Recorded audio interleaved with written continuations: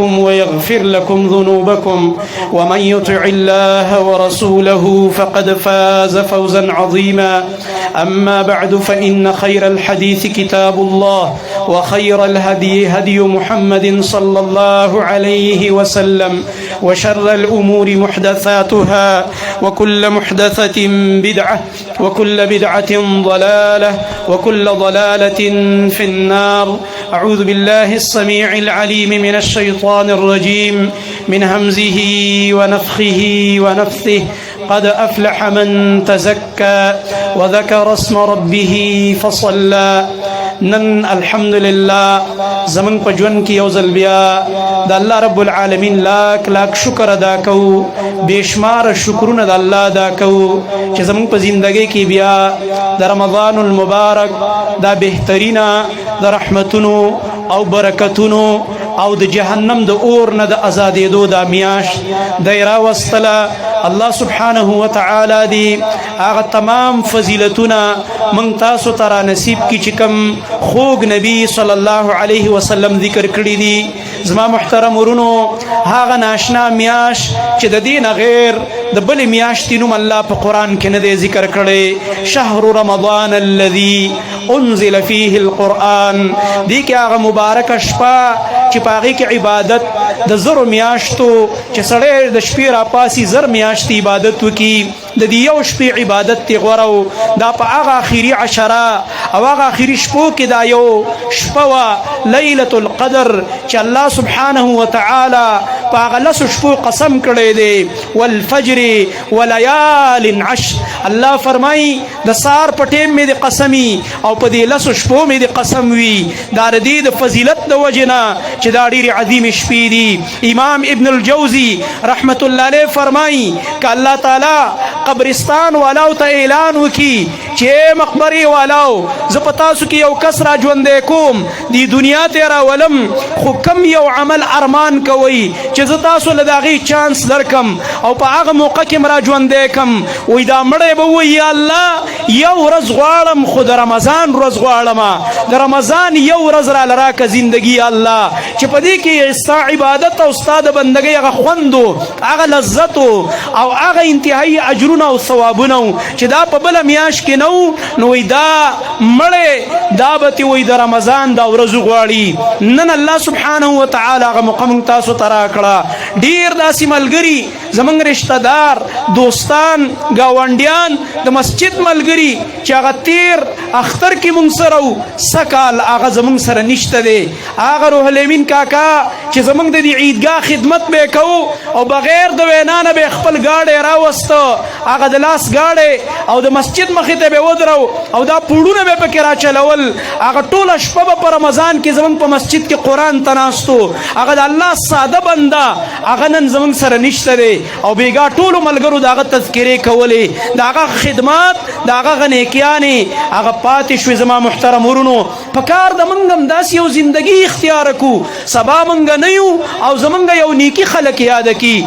رسول الله صلی الله علیه وسلم فرمایي مؤمن چې کله دنیا نه لاړ شي او د ده یو نیکي دا نور مؤمنان ژوندي ذکر کوي، دا د الله په دربار کې ګواهي وي او دا ګواهي الله قبلوي، ځکه انتم شهداء الله فی الارض.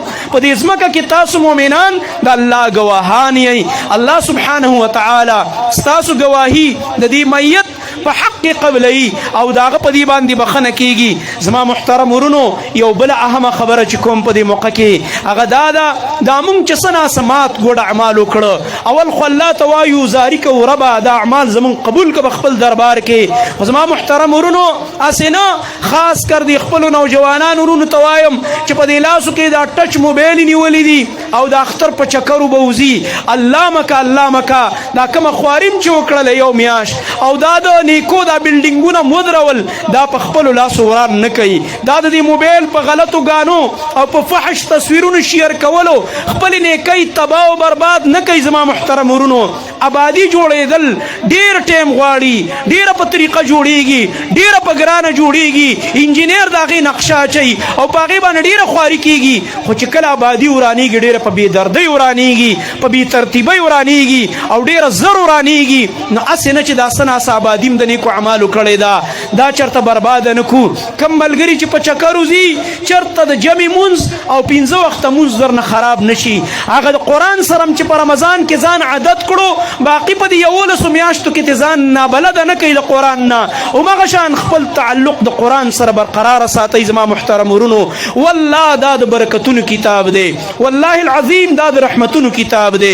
که موږ غواړو چې زموږ په کورونو کې، زموږ په مال کې، زموږ په اولاد کې برکات راشي، د قرآن تلاوت دا په کورونو کې مه پرېږدئ. او په کم مسجد کې چې د قرآن درس کیږي د هغه مجلس نه ځان مه محروموئ، د قرآن درسونو ته کښېنئ چې د ژوند په برکاتو باندې پوه شئ زما محترم ورونو. او بل د نیکۍ علامت څه دی چې یو سړي ته دا پته ولګي چې یاره زما دا رمضان یا زما دا حج یا زما دا عمره یا زما دا فلانې عمل دا قبول شوی دی، د دې به کم اثرات چې د هغې نه دا انسان معلومه کي چې یاره دا زما عمل به الله قبول کړی. وایي د دې قبلېدو اثر وایي دا دی چې کله دا نیکي تا وکړه دې پسې ته نورې نیکیانې کې مزید، دا نه چې څنګه د دې نیکۍ موقع ختمه شو به تا ګناهونه شروع کړو، نافرمانی دې شروع کړي او د الله رب العالمین په منکراتو باندې دې شروع وکړه. نعوذ بالله. الله دې نه کې، الله دې نه کې. دا به دې دلیل چې دا مخکې عمل باندې داسې ځان ستړی کړی قبول شوی نه دی. د نیک عمل کمال دا دی، دا تا د بلې نیکۍ په دروازه ورننه باسي. دا یاد ساته، ځکه موږ ته خوږ نبي صلی الله علیه وسلم دا حدیث ویلی چې وګورئ یو دروازه د رمضان بنده شوه، خو په دې شوال کې چې دا نن د شوال اول تاریخ دی، په دې کې بله دروازه کولاویږي چې هغه 6 نفلي روژې دي. رسول الله صلی الله علیه وسلم فرمایي من صام رمضان ثم اتبعه 6 من شوال کان کصیام الدهر. چا چې د رمضان روژې ونیولې کوم مؤمن او بیا ورپسې په دې شوال کې 6 روژې نورې ونیسي، دا که ته پرلپسې نیسي هم جایز ده، او که منځ کې پکې ناغه کې 2 ورځې 3 ورځې هم جایز ده، خو چې د دې میاشتې اخیره پورې ستا 6 روژې پوره شي. نبي کریم صلی الله علیه وسلم زیری موږ له راکوي، وایي دا د دې مؤمن په عملنامه کې داسې ولیکلی شي لکه دا چې ټول عمر روژې. که په دې کال تاله مرګ راغی ستا په عملنامه کې به صوم الدهر لیکلی شوی، د ټول عمر روژې به لیکلی شوي. زما محترم ورونو دا څومره لوی فضیلت دی چې د دې نه موږ او تاسو هغه ځان محروم نه کو. او بله یو خبره چې دا ډیره اهمه ده، هغه دا د زما محترم ورونو د اختر ورځ دا د خوشحالۍ ورځ ده. کم انسان چې داغه په کور کې مړی شوی دی، د هغې میاشت شوې ده، 2 میاشتې شوي، 20 ورځې شوي دي، دا غمونه مه راتازه کوئ. زموږ پښتنو کې دا یو بد رواج دی، مړی به شوی د مړي کور ته ور رواني و یاره دا د دې مړي اول اختر دی او هغه باندې هغه د اختر ورځ هم په غم کې. زما محترم ورونو دا ګوره یو رسم دی، دا یو رواج دی، دا یو بدعت دی، دا ختم کوي. دا د خوشحالۍ ورځ ده، غمونه تازه کول په اسلام کې نشته. نبی کریم صلی الله علیه وسلم موږ ته فرمایلی دي چې غم به صرف 3 ورځې کې، په 4مه ورځ به بیا غم نه راتازه کې. البته هغه زنانه چې خاوند یې مړ شي صرف د خاوند دومره لوی حق دی چې دا زنانه به 4 میاشتې او 10 ورځې مکمل په کور کې ناسته، د دې خاوند په کور کې به عدت تیروي، ډول به نه کوي، سینګار به نه کوي، کور نه به بهر نه وځي، که له ډېرې مجبورۍ نه چېرته لاړله واپس په شپه را رسوي او دا به ډول او سینګار نه کوي، دا به د خپل خاوند په کور کې د عدت تیروي. صرف په خاوند باندې دونه غم راغلی د ښځې دپاره چې هغه 4 میاشتې 10 ورځې دی. او یا که حمل و ماشوم یو نو چې څو پورې دا ماشوم پیدا شوی نه وي تر هغه پورې به دا زنانه دقه شانته دا غم تیروي چې څو پورې دا ماشوم زیږېدلی نه وي. زما محترم ورونو نور دا غمونه مه راتازه کوئ. په دې ادیرو کې په دې مقبرو کې زموږ دا خویندې د اختر په ورځ سار کې را خوشي شوي، سړي مو ورسره او یو رسم او بل رسم او د قبرونو سره دا کومه معامله کوي. زما محترم ورونو دا ناروا کار دی، د دې نه توبه وباسئ. دې نه دا خویندې زموږ مسلمانانې خویندې دي، په خبره پوهېږي او په خبره عمل هم کوي، خو چا پوهه کړي نه دي پوهه یې کوي، دا مسله ورته بیانه کوي چې دوی نور د دې عادت نه منع شي او دا د ګناه کار دی. په دې ورځ باندې په مقبرو په قبرونو باندې ګرځېدل. بله یو ضروري او اهمه مسله چې هغه زه بیانوم او دې پسې یو خبر اخري بیا بله کوم. یو مسله هغه د رؤیت ده. رؤیت معنی میاشت لیدل. زمونږ په دې ملک کې د بدقسمتۍ نه هر کال دا د میاشت مسله دا د تنازع ښکار کېږي. سکالم ناشنا کار بیګا دا وشو چې دا دومره شهادتونه هم تیر شو، د دې باوجود ګوره سرکاري سطح باندې دوه اخترې شو.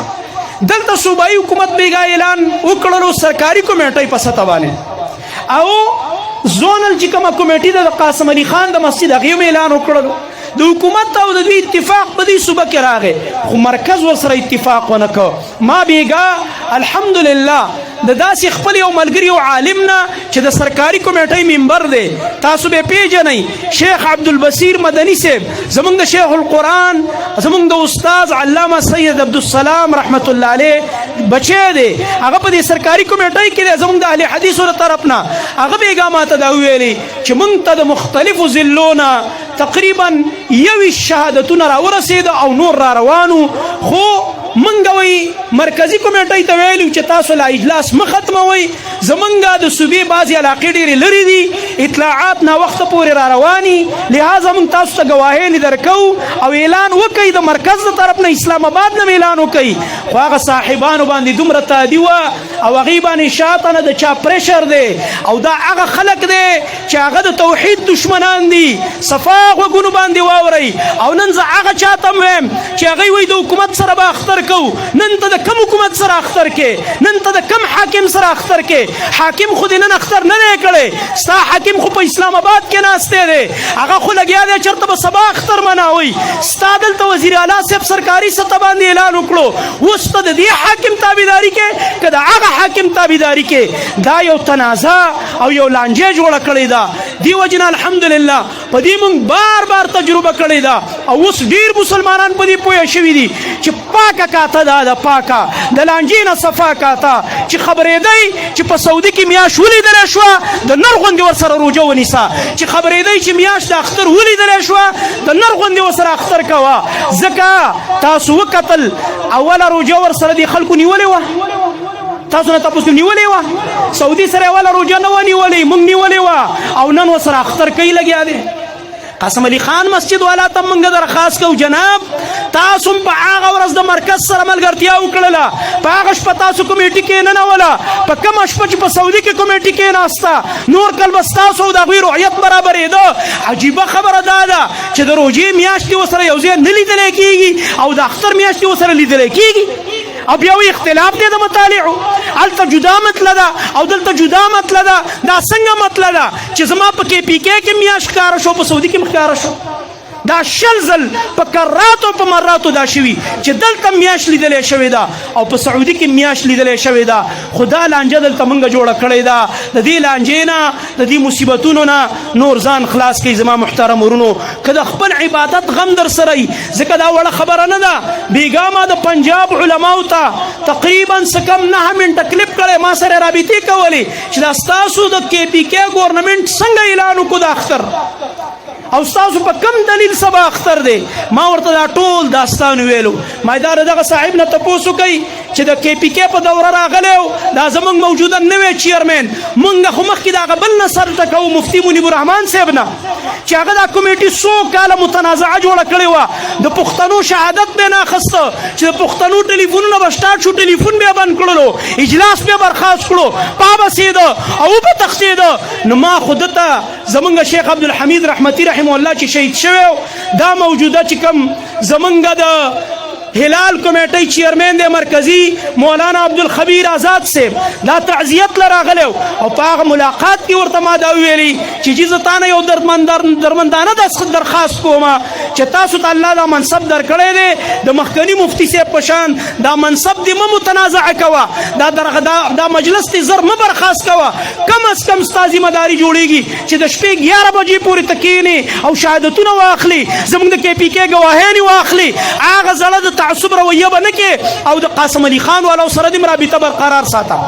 دا لانجې خپل منځ کې مه کوئ. زما یې شکریه ادا کړه او ما ته یې ویل چې مولانا صاحب توحیدي صاحب ډېره ښایسته مشوره دې راکړه او انشاءالله موږ به هم دقه شانته کوو، زموږ به د قاسم علي خان والاو سره هم رابطه او دلته چې کوم زموږ زونل کمیټي د هغې سره به هم زموږ رابطه. خو بیګا بعضې کسانو چې هغه دلته چې کومه کمیټي د هغوی ته معلوم دي وایي هغوی ورته چې اجلاس غونډوه ختمه وخت شبه کې پي کې شهادتونو ته انتظار مه کوه. هغه زړه رویه بیا روانه ده، هغه زاړه داستانونه لګیا دی بیا تکراریږي. عجیبه خبره ده. په دې وجه زه د کې پی کې وزیر اعلی صاحب ته خراج تحسین پیش کوم. زه د چا په پارټۍ کې نیم، یو دا خبر کلا واورئ، سیاسي پارټۍ کې د هیڅ چا نه، خدا خراج تحسین ورته پیش کوم چې بیګا وزیر اعلی صاحب سرکاري کمیټۍ چې کوم زمونږ زونل ده د دې صوبې هغې سره رابطه کړې ده او ورته ویلي چې شهادتونه راغلي دي د نر غوندې د اختر اعلان وکوي.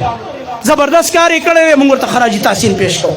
بل چې کوم زمونږ وفاقي وزیر دی مذهبي امور اوس چې کوم مقرر شوی هغه هم بیګا کمیټۍ ته کوم چې زونل کمیټۍ ده هغې ته هم هغه هم رابطه کړې وه، هغه هم ورته ویلي چې تاسو ته ګواهۍ نه راغلي، بلکل ستاسو غاړه بندېږي چې اعلان ونه کوي. اعلان وکړئ. هغه صاحبانو پسې هم دې خپلو ملګرو ټلیفونونه کول، د هغې ټلیفونونه بند وو.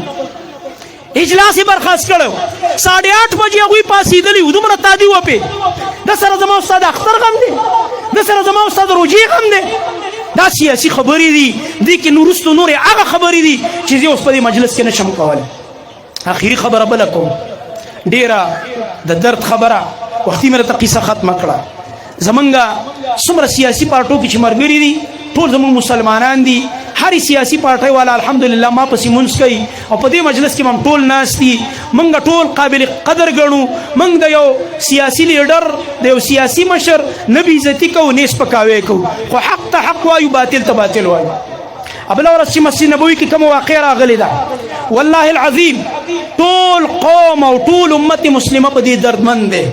د نبی علیه السلام د مسجد ګستاخي شوې ده. کومو خلکو چې په مسجد کې نارې والي دي، چغې والي دي، هغه ویډیو خو ما اول نه وه کتلې، خو وروستو بیا بعضې ملګرو ما ته راولېږله چې هغې کې باقاعده د مسجد نبوي هغه چترۍ ښکاري او هغه ځای کې لګیا دی نارې والې کېږي. زما محترم ورونو، زمونږ به د چا د یو سیاسي پارټۍ سره تعلق وي، د چا به د بلې سیاسي پارټۍ سره تعلق وي، خو دا سیاسي اختلافات به جوماتونو ته، مسجدونو ته، عیدګاهونو ته او دغه رنګه جنازګاهونو ته نه راوړو. یاد ساتئ، دا عبادت خانې دې نه پاکې وساتئ. یو قصه درته کوم. حجاج بن یوسف ډېر لوی ظالم تېر شوی دی. یو ځلې زمونږ د امت مور د نبی علیه السلام ټولو نه خوږه بیبي ام المؤمنین عائشه صدیقه رضی الله عنها یو حدیث بیانوي. حدیث یې دا بیان کړ، خپل خوري ته بیان کړ. و یاره نبی علیه السلام یو ارمان کړی او ما ته ویلي عایشې که دا ستا قوم نه وی مؤمن نه وی چې اوس اسلام ته راغلی دی، نو زما زړه کې دا اراده وه چې دا کعبه ورانه کړم، ځکه دا کعبه د مکې مشرکانو جوړه کړې وه او دا حتیم چې کوم ګورئ تاسو دا ګول ځای دا اصل کې د کعبې حصه وه، خو مشرکانو سره فنډ کم شو نو دا ځای ته پاتې کړی دی بهر. د ابراهیم علیه السلام چې کومه کعبه وه هغې کې دا حتیم هم ګیرو او دروازې دوه وې او ځمکې سره لګېدلې وې. اوس پکې دروازه یوه ده او ځمکې نه اوچته ده. نبی علیه السلام یو څو ارمانونه وکړي. ای عایشې ارمان مې دی که چېرته دا ستا قوم بیا نه متنفره کېده، اوس بیا ویلې چې دا پیغمبر په کعبه کې هم ګوتې وایي، نو ما داسې کول چې دا کعبې دا دروازه مې راښکته کوله، حتیم مې هم پکې ګېرو او دروازې مې دوه کولې چې په دې یوه دروازه خلک کعبې ته ننوتې او په دې بله ترې راوتې. خو یاره ګوتې ځکه نه وروړمه چې اوس به دا خلک بلوشي او وایي به یاره دا پیغمبر په هر څه کې کار لري. نبي علیه السلام څومره احتیاط وکړ. خو وروستو زمانه کې خو بیا د اسلام غلبه راغه او مسلمانان خو نوي پاتې نه شو زاړه. نو د عبدالله بن زبیر حکومت په مکه کې خلافت یو هغه چې دا حدیث واورېده ویلې زه د نبي علیه السلام زمانه کې خلک نوي مسلمانانو، اوس خو زاړه مسلمانان دي، دا حدیث ورته ویم او دا کعبه زه ورانوم او د نبي علیه السلام ارمان پوره کوم او دوه دروازې پکې ږدم او دا د ځمکې سره ولا دروازې برابروم او دا حتیم هم پکې راګیروم. خلک یې راوغوښته بهترین د هغه زمانې معماران، خو چا د یېرې نه ګوتې نه وروړلې کعبې له چې عذاب را باندې رانشي. عبدالله بن زبیر اوچت صحابي و، هغه ورته ویل ګوره زه خو یې په دې نیت نه ورانوم چې نعوذ بالله څه ګستاخي کومه، خو په دې نیت یې دا کعبه شهیده کوم چې بیا یې جوړوم، هغه د نبي علیه السلام ارمان پوره کوم. نو په خپله ورغې هغه ګټې مټې ته اول را لرې کړې، نو خلک زړور شو او بیا یې مقه ترتیب باندې واپس دا کعبه جوړه کړه چې کوم ارمان نبي علیه السلام کړی، دوه دروازې کېښودې، حتیم یې پکې راګیر کړ، هغه د نبي علیه السلام ارمان پوره شو. خو چې کله حجاج په مکې حمله وکړه، حجاج ابن یوسف په دې عبد الله ابن زبیر حمله وکړه په دې صحابي. هغه ډیر صحابه شهیدان کړیو، ډیر ظلمونه کړیو. یو ظلم هغه دا کړی دی چې په مکې ته منجنیقونه ولګول، دا د هغه زمانې ټینکونه او دا لوی لوی کمرې به د غره په کې کېښودې او په دې مکې والاو به بمباري کوله. هغه عبد الله ابن زبیر چې کله مکه دې ونیوله حجاج، دا عبد الله ابن زبیر یې راونیو او د کعبې په خوا کې یې سر ووهلو، شهید یې او لاش یې ورله ځوړند. او بیا راولګېد د بل ظلم یې دا وکړه چې هغه کعبه چې هغه د جوړه کړې وه د نبي علیه السلام د ارمان مطابق، حجاج ابن یوسف یو سیاسي تعصب په بنیاد چې یو سیاسي اختلاف و، هغه کعبه یې ورانه کړه بیرته او بیرته یې مقه د مشرکینو په هغه ترتیب بیرته جوړه کړه لکه دا اوس چې څنګه ده. نبي علیه السلام چې ویل به زه ګوتې نه وروړم. په دې کې چې وروستو حکومتونه راغله هغې بیا ویلې موږ یې بیا ورانو بیا یې جوړو د نبي علیه السلام په هغه ارمان مطابق. علما ورپسې راپاڅېدوي په ارام کښېنئ، خپل حکومتونه هم کوئ، خپل سیاستونه هم کوئ، کعبې له به نورې ګوتې نه وراوړئ. دا سیاستونه هم دلته دي، کعبې ته مه راوړئ. اوس به یو کس هغه شان جوړه کړي، بیا به بل حکومت راشي بیا به یې ورانه کړي. دا څه لوبې هم جوړې کړي.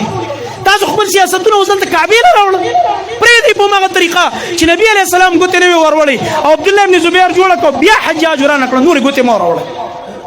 غرض مې دا دی، اوس زه تاله یو مثال درکړم.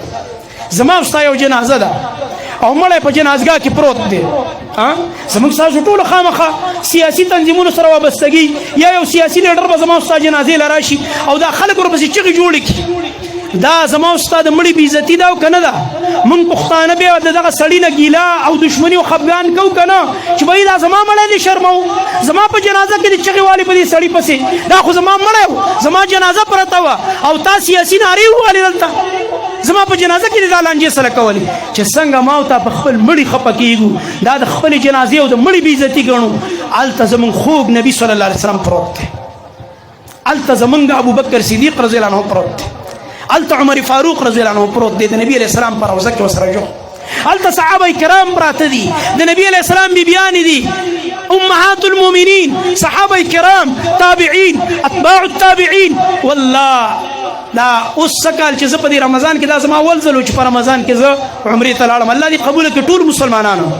ما هلته ملګرو ته ویلې ما یاره دې مدینه کې ډېر په احتیاط ګرځئ او دلته درود په نبي صلی الله علیه وسلم باندې ډېر ډېر وایه، ځکه چې موږ د هغه ښار ته راغلي یو، هغه خوږ نبي صلی الله علیه وسلم ته الله ملائک مقرر کړي دا زموږ درود وررسوي چې دا زموږ درود ورسیږي په دې رمضان کې او په دې باندې موږ ته د دې خوږ نبي صلی الله علیه وسلم په هغه سخته ورځ باندې د قیامت په هغه تکلیفونو کې شفاعت میلاو شي. والله د دې نه بله غټه ګټه بله نشته. اخو ډېر یو محترم ځای دی.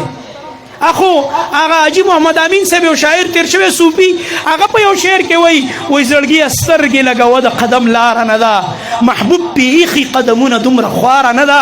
دا د مدینې لاره ده، دا د مدینې کوڅې دي، دلته ډېر په احتیاط ګرځه، دلته ډېر احترام کوه، څنګه چې د مکې احترام دی دغه شان د مدینې احترام دی. زما محترم ورونو، نو که زمونږ د هرې پارټۍ سه اختلافي مه کنزل کوئ، مه بد اخلاقي کوئ، مه دا غلط تصویرونه جوړوئ په دې نیټ کې. دا ګناه ده، والله دا کبیره ګناه ده چې پردي لیډر تصویر وران کې، کله ورله لکۍ جوړه کې، کله ورله شکل د زناور کې، کله ورله لاندې د ښځو جامې ور واچې، کله ورسره د ښځې سره لاس میلاوې. دا ګناه ده. زما محترم ورونو، دې نه ځان وساتئ او په دې فیسبوک باندې دا بد اخلاقۍ نه مه کوئ. او زما محترم ورونو، یو بل سره مینه محبت ساتئ. دا حکومتونه دي ځي راځي به او موږ دعا کوو الله ته، یا الله هغه چاته اقتدار ورکه چې تا ته ګران، یا الله یا الله هغه چاته د دې ملک اقتدار په لاس کې ورکه، د دې ملک بنیاد په هغه پاکه کلمه کې ښودی شوی په لکونو خلکو قربانۍ ورکړې وي او دا نعره به لګېده چې پاکستان کا مطلب کیا لا اله الا الله محمد رسول الله. څوک چې د لا اله الا الله وفادار دی او د محمد رسول الله صلی الله علیه وسلم وفادار دی، یا الله هغه له د دې ملک اقتدار په لاس کې ورکړه او الله دې ملک اقتدار د امریکای غلامانو له پلاس کې نه ورکوي. دا موږ دعا کوو. هغه خلک چې د امریکای غلامانی او د پیشو پشان او د چرګې پشان غلی غلی کېږي امریکای صدر سره چې خبرې کوي، داسې بې غیرتو له دې الله د حکومتونه نه ورکوي چې هغه ایجنټان دي د ملک کې، د هغې دپاره کار کوي. الله دې هغه نر او بهادر انسان له حکومت ورکي چې د امریکای صدر ته خپه په خپه ور واړی او سترګې په سترګې ورکي او مخامخ خبرې ورسره کوي او د برابرۍ خبرې ورسره کوي. زمون غیرتی لیډر پکار دی، زمون غیرتی حکمران پکار دی، بی غیرت هم نه دی پکار. خو سیاسی اختلافاتو کې بد اخلاقی مکوئ. صرف دا یو نصیحت درته کوم، بد اخلاقی مکوئ. الله نه دعا غواړئ چې الله رب العالمین په دې ملک باندې داسې حکمرانان راولي چې زمونږ د پاکستان د دې نوم نه د غلامۍ دا ختم شي. سو کوئی دا د یورپ غلام ملک دی او سو کوئی دا د امریکای غلام ملک دی. او خپه نشئ، اخري والله د درد خبره کوم، کو څوک خپه کېږي خپه شئ، خو اخري خبره کوم په زړه مې نه ځایږي. دا زمونږ چې موجوده کوم وزیر خارجه صاحب راغلی، سبحان الله، زه وایم دا د قیامت غټه علامه ده. نبي علیه السلام ویلي لکه داسې خلکو له موږ وزارت خارجه ورکړو، داسې خلک دا به وزیر خارجه جوړي. سبحان الله، وایي نه تین دی او نه تیره دی. او دا نبی علیه السلام فرمایلی و، صحابه تپوس کې د الله نبی د قیامت علامه څه ده؟ وایي علامه دا ده اذا وسد الامر الى غیر اهله فانتظر الساعه. چې کله نه اهلو ته د حکومت مشرانې اقتدارونه او مشرانې میلاوي شوې د ادارو، نو پوه شه چې قیامت نږدې ده، قیامت علامه. الله دې اهل خلق په موږ راولي، الله دې غیرتمند خلق راولي، او الله دې هغه خلق راولي چې د شاعر الله احترام کوي، د مسجدونو احترام کوي، او د الله رب العالمین د دین د نخو احترام کوي. موږ او تاسو بټول الله تزاری کو.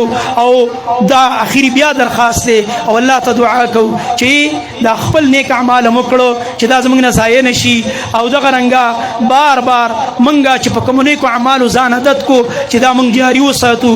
الله رب العالمین دی د رمضان دا ټول عبادات زموږ قبول کړي. اللهم تقبل صيامنا وقيامنا واجعلنا من المتقين. اللهم اعتق رقابنا من النار، اللهم اعتق رقابنا من النار، اللهم اعتق رقابنا من النار. یا الله څنګه چې نبی صلی الله علیه وسلم فرمایلی ارش په یو ملک د ملائکو आवाज کوي چې نن شپه الله بندگان د اور نه آزاد کړو، ولله عتقاء من النار. یا الله پاغه بندگانو کې مونږه حساب کا. یا الله زموږ د ټول مسلمانانو اصلاح وکا.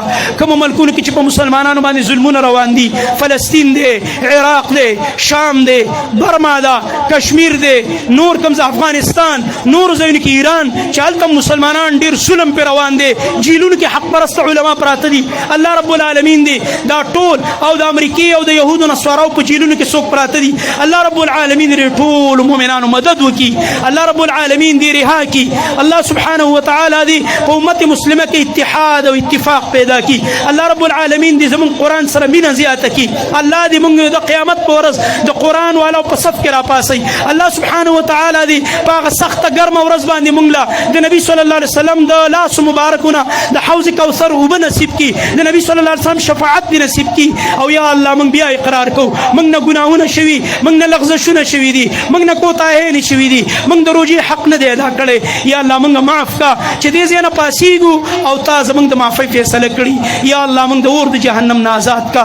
ربنا تقبل منا انك انت السميع العليم وتب علينا انك انت التواب الرحيم. جی